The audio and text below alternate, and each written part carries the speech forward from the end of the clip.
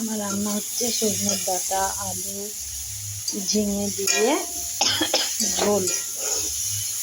এটা ঝোল করবো আমি আজকে, একটু গামাখা গামাখা ঝোল। আর এই যে আমার বিট সেদ্ধ করতে দিয়েছি, মানে সিটি মেরে নিলাম। এটাকে আমি রসুন লঙ্কা দিয়ে ভর্তা বানাবো, এটা দারুণ লাগবে। আর মাছের ঝাল করবো। মাছটা এখন ভিজে, গ্যাসটা কমিয়ে দিয়েছিলাম, একটু বাড়িয়ে দিলাম। আমার ছেলে খুব ভালোবাসে এই সজনের ডাঁটার তরকারি, ঝোল। আর এই বিট ভর্তাটাও আমার ছেলে খুব ভালোবাসে। এটাকে বাটবো ছিলে।